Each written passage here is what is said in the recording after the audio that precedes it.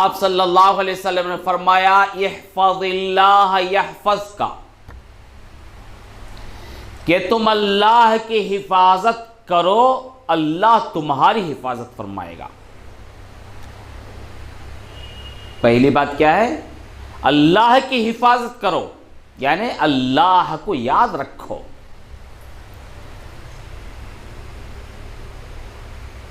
اس سے اپنے تعلق کو مضبوط کر لو۔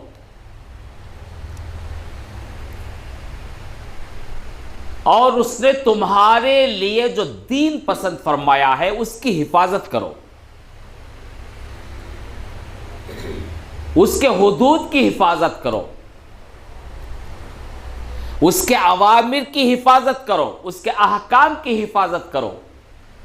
یحفظ کا، وہ تمہاری حفاظت فرمائے گا۔ احفظ اللہ تجدہ تجاہک،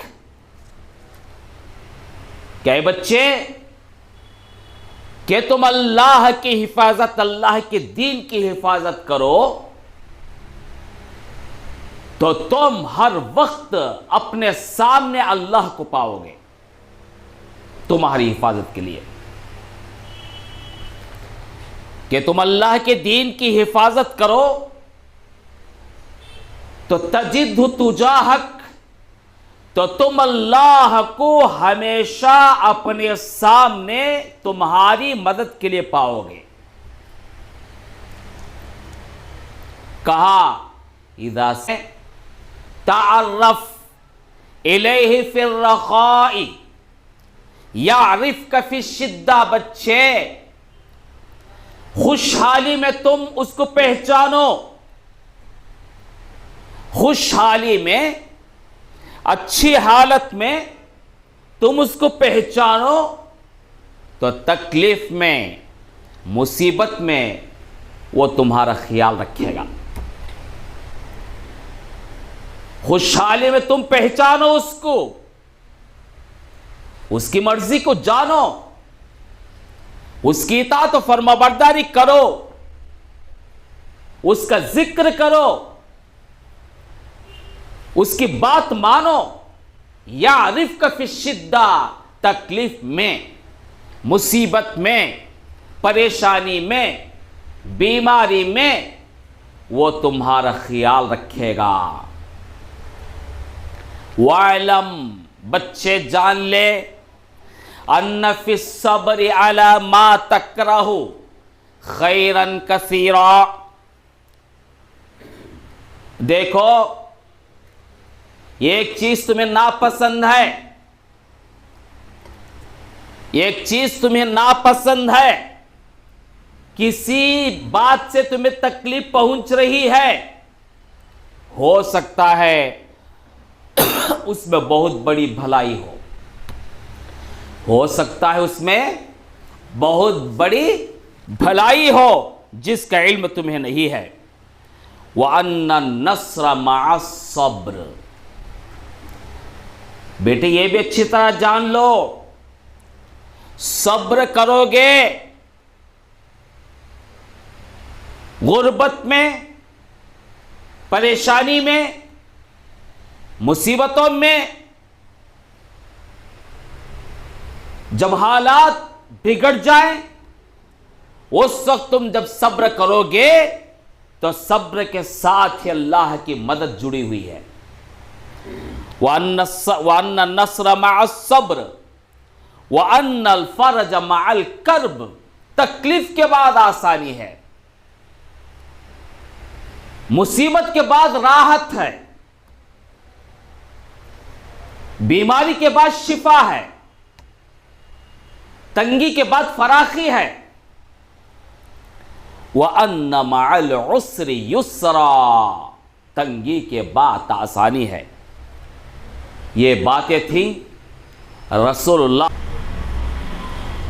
یہ باتیں صحابہ کو سمجھ میں آ گئیں۔ کون سی باتیں؟ اگر ہم اللہ کو یاد رکھیں گے تو اللہ ہمیں یاد رکھے گا، ہم اللہ کے دین کی حفاظت کریں گے تو اللہ ہماری حفاظت فرمائے گا، ہماری دعاؤں کا سننے والا صرف اللہ ہے، مصیبتوں کو ٹالنے والا صرف اللہ ہے، فائدہ پہنچانے والا صرف اللہ ہے، نقصان پہنچانے والا صرف اللہ ہے۔ اللہ فائدہ پہنچانا چاہے تو کوئی بھی نقصان نہیں پہنچا سکتا، اور اللہ نقصان پہنچانا چاہے تو کوئی بھی فائدہ نہیں پہنچا سکتا۔ یہ بات صحابہ کو سمجھ میں آ گئی۔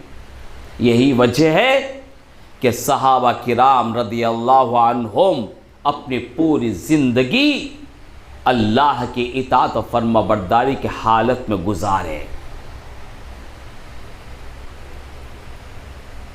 غفلت کی زندگی نہیں گزارے،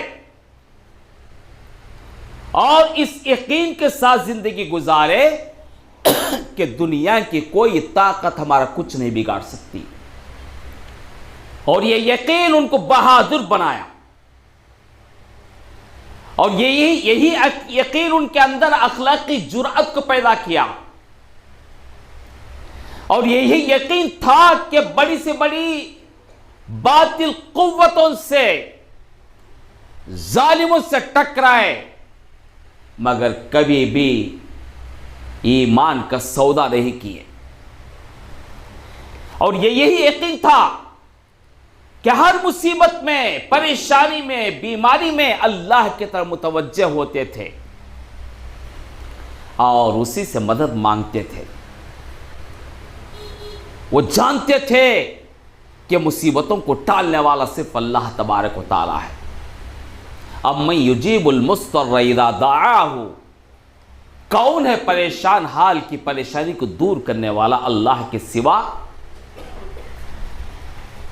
کون ہے شفا عطا کرنے والا اللہ کے سوا؟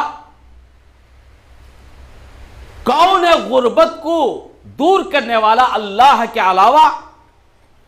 تو جانتے تھے۔ تو صحابہ کرام رضی اللہ عنہم ہر حالت میں اللہ کی اطاعت و فرما برداری پر قائم رہے۔ آج ہماری حالت کیا ہے ذرا جائزہ لیں۔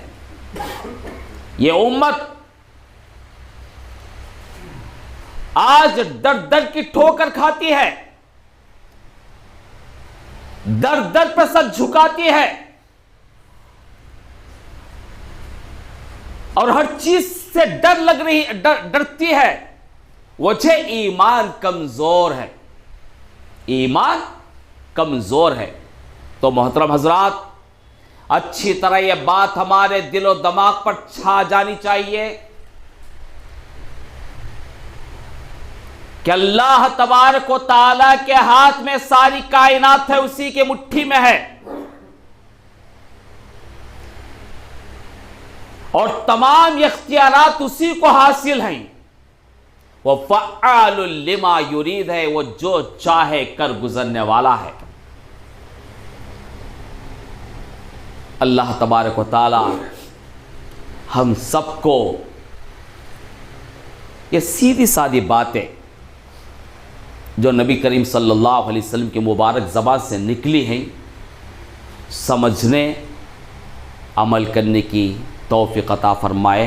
آمین۔ وآخر دعوانا ان الحمد للہ رب العالمین۔